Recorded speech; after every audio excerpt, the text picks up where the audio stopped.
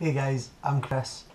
I'm an admin on the Scottish Vape Club page. If you haven't checked us out, go to www.scottishvape.club and you'll find us. It'll take you direct to the join group button. There's a great group of people on there and you might learn some stuff, we might trade some stuff, we'll trade ideas, coil ideas, whatever. But if you want, come along, check us out. Today I wanted to talk about the Plume Veil RDA, which I got a couple of weeks ago now. This is sitting on the Hana DNA 30 clone. I got this about 3 hours ago from Darren, and it's been working great. I don't like the sleep function on it, but whatever. I mean, it goes to kind of sleep after maybe 15 seconds of not pressing the button, so it's just a small thing, but it's working great right now. I've got a Sony VTC4 in it right now because I have a 0.7 ohm coil running at, show you, 30 watts, and it's been running really nicely. I'm just gonna have a wee vape on it right now, and I'll show you how it works.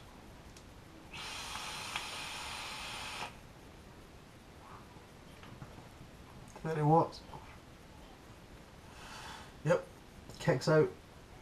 I'm going to take it down to 25. Yeah, 25 watts. Still pushing 4.3 volts. 30 watts pushes 4.9 or 4.7 volts.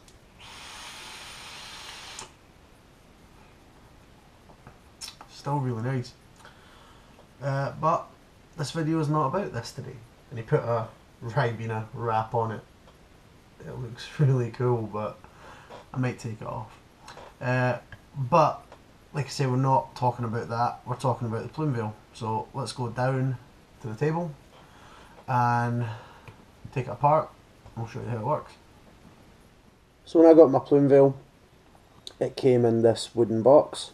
Nice wee box, but mine had this as soon as I opened it. It's okay, I don't mind it, but probably not.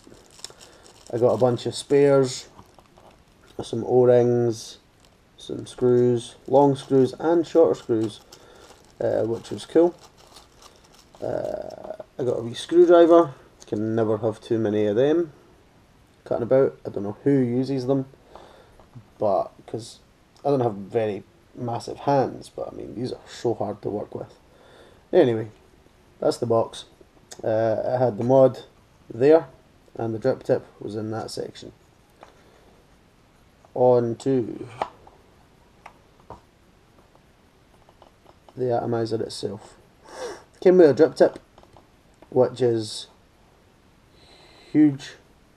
The bore on that is massive, and top section with the Delrin juice flavour control sort of thing. Pop that back in there. Let's see if I can get it. It's a snug fit. It really is. Tight fit. I'll get that later. So I'm going to have to put it back on my mod to get this cap off. So you have the drip tip, the top cap section, the airflow barrel, which has airflow coming from that front side and from the sides. The side holes correspond to the air hole on either side of the negative post. So basically you get airflow coming from the front and from the back of the coil. In here you also get airflow coming from the top of the Atomiser. So you probably won't be able to see the holes, but those, once you screw this Delrin piece right down, those let airflow in, and it gives you a bit warmer vape and a bit of a looser draw, and the flavour gets a bit more intense. Short of that, The deck is super easy to build on. It's got this kind of, not quad post, but it's got like a centre block positive connection, so it's super easy to do quad coils, super easy to do dual coils, centre post builds, all that type of stuff. I've just got a single coil in here and it is firing amazing. I don't need dual coils or quad coils or whatever to get what I like. My centre post block doesn't spin like a lot of the other ones do. I've seen ones that are really, really loose and just kind of spin. I haven't had much of an issue, but when I tighten it down really, like tighten it down hard, it does move slightly. So I mean, you can see it's kind of offset a wee bit. I don't mind it. If I was bothered, I could move it. I'm not going to do that though. But that's pretty much it, other than the deck. I mean, the deck's pretty small. So if you over drip, you may have a tendency to leak a wee touch. There's nothing really other than that. I'm super impressed with it. It's a great atomizer. Let's go back up and we'll talk on it and vape on it. So that was a quick look at the Plume Veil RDA. It is a really great atomizer and it just works.